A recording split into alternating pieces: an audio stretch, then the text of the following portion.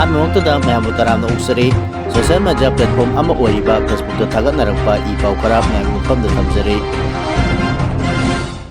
CCpurꯗ ꯀꯨꯀꯤꯁꯤꯡꯅ ꯂꯝꯕꯤ ꯊꯤꯡꯕ ꯇꯛꯊꯣꯛꯅꯕ ꯍꯣꯠꯅꯕꯗ ꯁꯦꯀ꯭ꯌꯨꯔꯤꯇꯤ ꯐꯣꯔꯁꯁꯤꯡꯒ ꯑꯀꯟꯕ ꯃꯑꯣꯡꯗ ꯃꯨꯛꯅꯔꯛꯄꯗꯒꯤ ꯑꯁꯣꯛ-ꯑꯄꯟ ꯌꯥꯎꯈ꯭ꯔꯦ꯫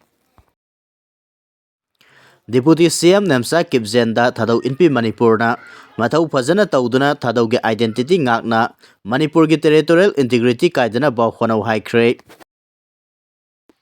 ꯎꯆꯤꯋꯥꯗ ꯂꯐꯨꯄꯥꯠ ꯇꯦꯔꯥꯗꯒꯤ ꯃꯤꯑꯣꯏ 3 ꯇꯣꯡꯂꯛꯄ ꯀꯥꯔ ꯑꯃ ꯏꯁꯤꯡꯗ ꯇꯥꯁꯤꯟꯕꯗꯒꯤ ꯃꯤꯌꯥꯝꯅ ꯃꯇꯝ ꯆꯥꯅ ꯀꯟꯕ ꯉꯝꯍꯧꯔꯦ꯫ ꯅꯨꯄꯥ 2 ꯅꯨꯄꯤ 1 ꯌꯥꯎꯅ ꯀꯥꯔ ꯑꯗꯨꯗ ꯇꯣꯡꯂꯛꯄꯅꯤ ꯍꯥꯏꯔꯤ꯫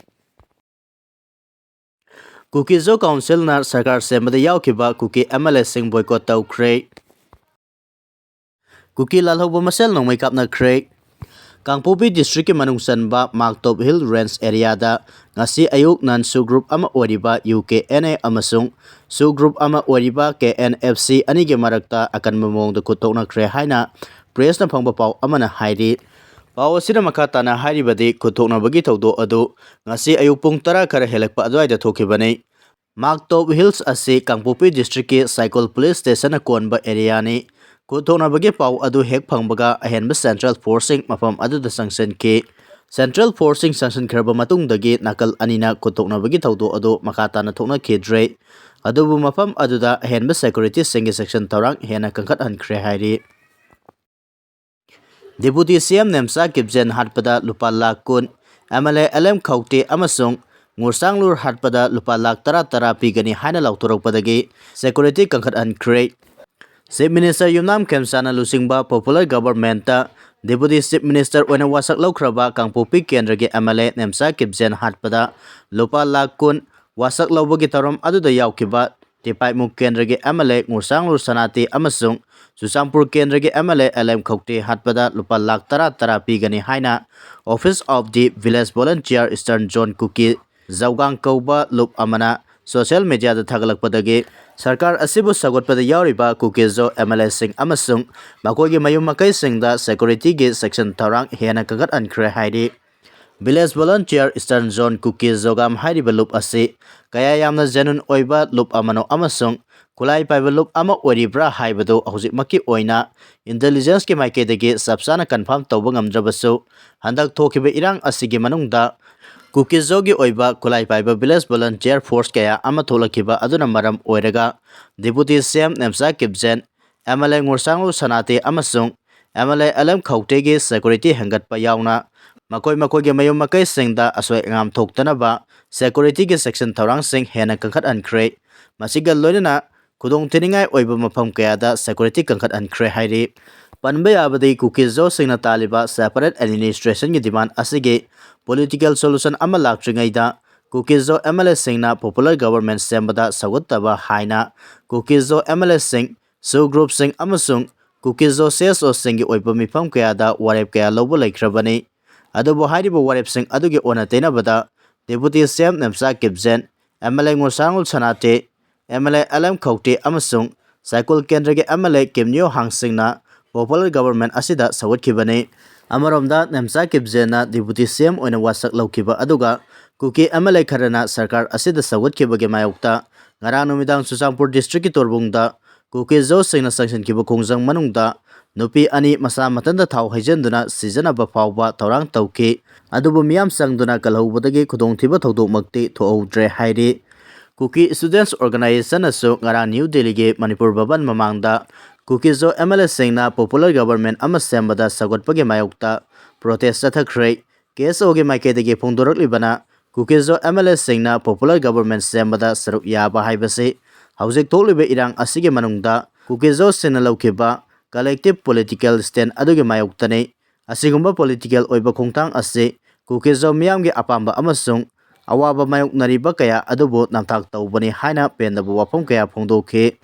Kongjang adugi matungda KSO gi thongmisingna Deputy CM Nemcha Kipgen MLA LM Khawte amasung MLA Ngursanglur Sanate gi maming panduna makoising ase Kukizo miyamda namthak tawba kangbuni haina kholau kaya su lauki loinana placard kaya su paiduna hawjik lairiba fibam asida Kukizo MLA singna political oina saruk yariba asige mayokta yaningdaba phongdokhi. Kukizo miyamgi oina justice security amasung matam supagi oiba political solution ama phangdriba phawbada Manipur government ta saruk yaroi makoina taliba demand ase karimata thausadrabadi hena kanba khungjang kaya sangsilagani haina phungdoki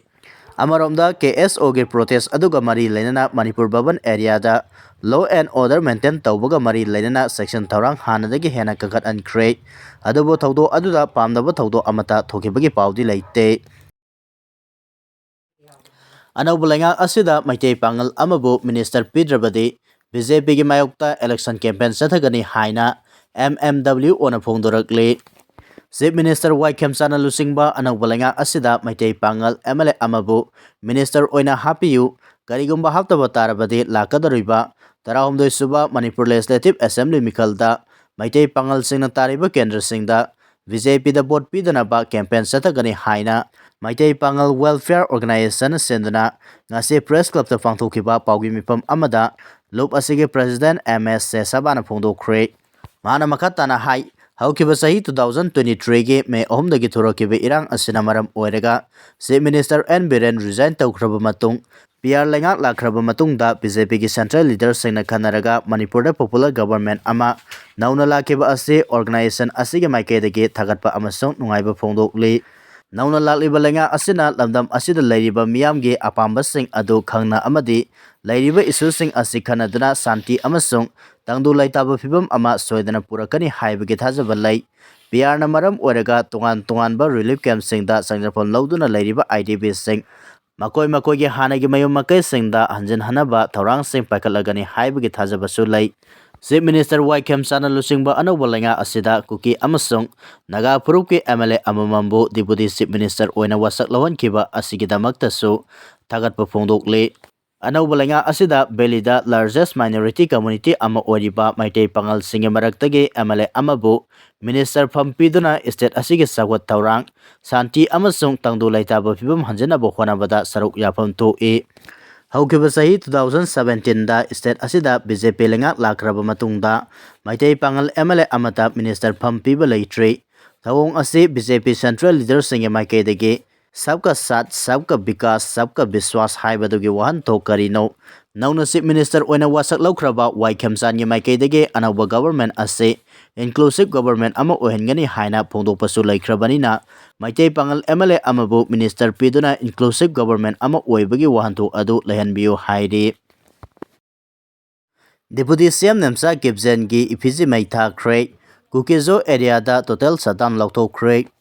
Kukizo Singhi separate administration demand ga mari lenana Manipur da popular government ama sembada Kukizo MLA Singna saruk yadaba haiba akan warep leidingai da Kangpokpi Kendra ge MLA Nemcha Kipgena Deputy CM oina wasak laukibagi mayokta pendraba Kukizo Singna ngasi ayu angan badagi Susampur district ki tuibong da ban setaba haukrei cycle da yamnaba Kuki miyamna Deputy CM Nemcha Kipgen ge ifiji maitha krei Kotugi Maikidagi su hayeng Kangpokpi district headquarters ta emergency mipam kaukibagal loinana mipam asilodriba phawpa Kangpokpi district headquarters ta total shutdown lauthokre maraksida joint forum of 7 JF7 gi maikidagi hayeng February 3 ke ayuk pung 3 tagi numidang waram gi pung 3 phawpa Kukizo singna tariba jaga singda total shutdown lauthokre Susampur district ki tuibongda ngasi ayu angan badagi hauna sathikiba bangi khongjang adugi manungda protesters singna lambi sorokta thoraktuna asat awok sing thingki adubu pamdaba thodok singdi thokide Nemcha Kipgena nauna semba popular government asida Deputy Chief Minister oina wasak laukiba thodo aduga mari lainana JF7 gi information and publicity wing thadrok paserol amana hairibana Kukizo singi oiba legislature ga konaba separate administration natraga union territory gi political demand asigi waruisen amata purakpa tawdana central BJP government na Manipur da state government form tawba amasung Kukizo MLA singna anauba government asida saruk yabagi mayokta total sadam gi khongjang ase sathakibani Kukizo singi oiba separate administration natraga union territory gi demand asiga mari lainana paksana hisa thoktuna miyoi kaya lanjenaduna amadi eviction singba thawong kayana Indian Constitution gi article 14 amasung 21 piriba right to equality life amasung dignity da sauna saitheng piribani Kukizo singna sangseleba khongjang ase Indian Constitution gi article 191A 191B amasung 1916 ga loinana freedom of expression amasung peaceful assembly gi makada Kuki singi accountability, justice, constitution safeguard, genuine political representation amasung exercise ka mari lainanani. Maram aduna hayeng kauriba total shutdown gi khongjang ase Kuki gi lairiba club CSO amasung chief singna saugotpiu hairi. Nemcha Kipgen na deputy CM oina wasak laukiba adubu yaningdaba phongdoktuna Kangpokpi district ke Saikolda myamna protest sathakre. Protest adugi manungsana deputy CM Nemcha Kipgen gi effigy mai thakre. Loinana down deputy CM Nemcha Kipgen haiba kolau kaya su laukre.